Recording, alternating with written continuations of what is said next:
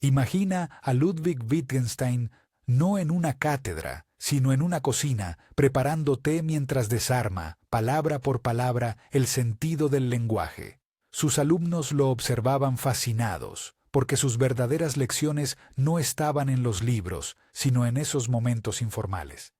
Decía que la filosofía debía funcionar como una terapia, una limpieza del pensamiento. En lugar de llenar la mente con teorías, quería vaciarla del ruido. Su tono directo, casi cortante, hacía que cada frase sonara como un golpe de realidad. Lo curioso es que muchos de esos comentarios casuales, anotados por sus discípulos, se convirtieron en joyas que hoy redefinen cómo entendemos las palabras y su poder para construir o destruir nuestro mundo mental.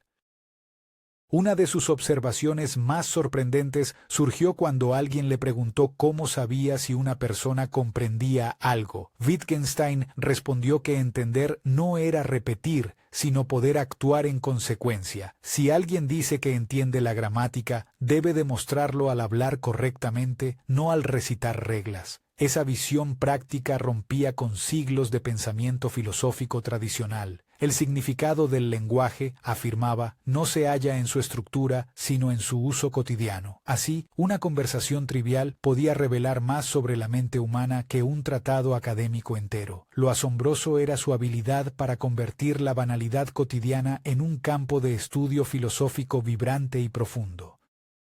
Sus charlas en Cambridge eran legendarias. No hablaba como profesor, sino como un hombre que estaba intentando pensar frente a los demás. Caminaba de un lado a otro, interrumpía sus propias frases, realizaba pausas dramáticas. Los estudiantes estaban hipnotizados. A veces soltaba una idea que, en segundos, desmontaba sistemas conceptuales enteros. Por ejemplo, decía que los límites de nuestro lenguaje son los límites de nuestro mundo. Una frase que, sin sonar compleja, encierra un abismo filosófico. Si no puedes expresarlo, no puedes pensarlo. Y si no puedes pensarlo, ese trozo de realidad no existe para ti. Una sentencia que transforma cómo entendemos la experiencia y el silencio. Muchos recordaban su manera de enseñar como una mezcla entre poesía y provocación. Wittgenstein podía interrogarte con una simple palabra hasta hacerte dudar de todo lo que creías. Quería que la gente viera cómo el lenguaje nos confunde. Preguntaba, ¿qué significa realmente entender? ¿O por qué llamamos dolor a lo que sentimos? En apariencia, sus preguntas eran simples, pero el efecto era devastador. Obligaban a mirar de nuevo lo obvio. Ahí estaba su magia, convertir lo cotidiano en enigma. Su conversación era un laboratorio, cada frase una chispa que detonaba nuevos modos de mirar el pensamiento. Enseñaba menos con respuestas y más con la incomodidad de la duda. Una anécdota famosa cuenta que, durante un seminario, alguien intentó contradecirlo usando teorías lingüísticas elaboradas. Wittgenstein guardó silencio y simplemente respondió, «Muéstrame cómo lo usarías en una conversación real». Ese gesto definía su método. El pensamiento debía ser verificable en la vida común. No creía en sistemas cerrados ni en vocabularios sagrados. Para él, el lenguaje cobraba sentido en la acción, no en el aire. Esa visión anticipó modos de pensar que décadas después influirían la sociolingüística, la inteligencia artificial y la comunicación digital.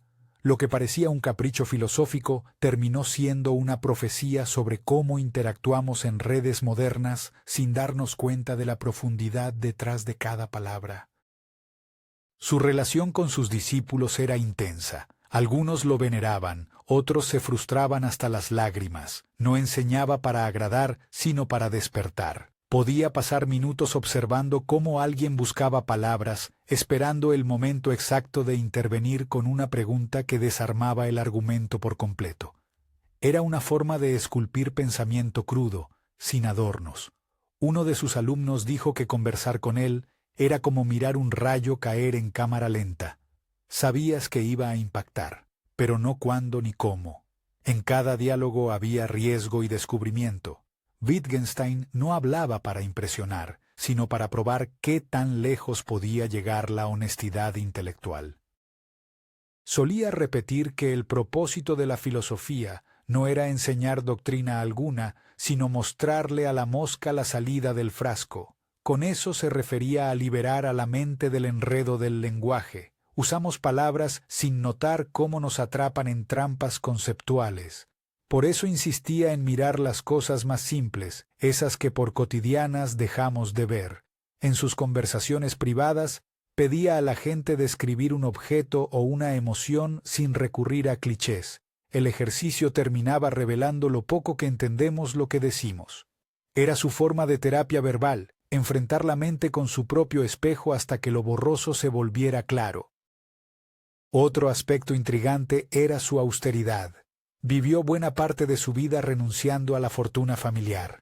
Era uno de los hombres más ricos de Austria, pero entregó su herencia para enseñar en aldeas rurales. En esas conversaciones con campesinos, medía el lenguaje en estado puro, sin adornos académicos. Esa experiencia marcó su pensamiento posterior. Allí comprendió que la claridad no provenía del intelecto, sino de la vida en común. Cuando hablaba con ellos sobre una herramienta o una emoción, descubría universos de sentido. Su filosofía se forjó entre el humo de las chimeneas y la palabra honesta de la gente sencilla, mucho más que entre los muros de la universidad. Los testimonios de sus cercanos coinciden en que su voz cambiaba cuando hablaba de ética. No predicaba, pero irradiaba gravedad. Decía que los valores no se pueden expresar con palabras, solo se muestran en la manera de vivir. Para él, lo moral no era un sistema, sino un tono del alma. Ese planteamiento conecta con sus silencios. A menudo terminaba una larga discusión diciendo simplemente: «Aquí debo callar». No por falta de ideas, sino porque sabía que el lenguaje tiene un límite más allá del cual solo queda el acto. Esa mezcla de humildad y rigor hacía que cada charla pareciera un descenso al centro mismo de la conciencia. Más de una vez, Wittgenstein chocó con colegas que no entendían su desdén por las explicaciones largas. Él prefería un ejemplo concreto: un niño aprendiendo a hablar, una persona señalando un color, un obrero usando una herramienta. Lo pequeño era su laboratorio. Desde ahí construía principios que desmontaban todo un edificio filosófico. Decía que cuando no sabemos qué hacer con una palabra, el pensamiento se atasca. Por eso insistía en limpiar el lenguaje de confusiones. Esa obsesión práctica lo acerca más a un maestro zen que a un académico europeo. No enseñaba teorías, enseñaba a ver. Y ver, en su sentido más puro, equivale a pensar sin niebla. Una de sus afirmaciones más radicales fue que comprender una regla no consiste en recordarla, sino en habitarla. Cuando repetía esta idea, lo hacía con la calma de quien observa un fuego arder. En sus charlas privadas explicaba que seguir una regla es una práctica social, no un acto mental. Nadie entiende el juego del ajedrez mirando las piezas, debe jugarlo. Ese ejemplo tan simple cambió la manera en que la filosofía analítica abordó el conocimiento. Puso el foco en la acción compartida y no en el razonamiento aislado. Por eso muchos lo consideran el pensador que derribó los muros entre palabra y mundo, entre pensar y vivir. En su vida cotidiana, Wittgenstein mezclaba severidad y sensibilidad. Podía criticar duramente un argumento y, segundos después, quedarse en silencio contemplando un paisaje con expresión de asombro infantil. Su pensamiento surgía del contraste, la precisión extrema junto a la emoción más pura. Por eso sus conversaciones estaban llenas de pausas, de momentos donde la palabra parecía quebrarse para dejar hablar al gesto. Decía que, a veces, una mirada comunica más verdad que un discurso. Ese respeto por el silencio lo convertía en un filósofo poco convencional, alguien que creía que el lenguaje debía servir a la vida, no dominarla. En esas pausas nacían sus mayores descubrimientos. Durante la Segunda Guerra Mundial, sirvió como camillero en hospitales británicos. En ese contexto extremo, sus observaciones sobre el dolor y el lenguaje cobraron otro peso. Al escuchar a los heridos, comprendió que las palabras que describen el sufrimiento son limitadas, pero necesarias. Registró mentalmente cómo la gente usaba el lenguaje para soportar lo insoportable. Décadas después, esa experiencia se reflejaba en sus conversaciones filosóficas. Decía que hablar del dolor no alivia, pero permite reconocerlo, y ese acto ya transforma. Así, un concepto tan abstracto se volvía humano, tangible. Su sabiduría no provenía de distancias teóricas, sino de la observación directa de la fragilidad humana. Hoy, cuando revisamos las notas de quienes compartieron con él esos diálogos íntimos, encontramos frases que parecen escritas para nuestra era digital. Decía que malentender una palabra es malentender a una persona. En tiempos donde la comunicación ocurre en pantallas, esa advertencia resuena más que nunca. Wittgenstein no buscaba respuestas finales, sino claridad en medio del ruido. Sus conversaciones privadas revelan un arte de pensar que no pertenece al pasado, sino a todo instante en que una palabra puede unir o separar a los seres humanos. Escucharlo, incluso a través del eco de sus discípulos, es entrar en contacto con una mente que hizo del lenguaje un espejo vivo de la realidad.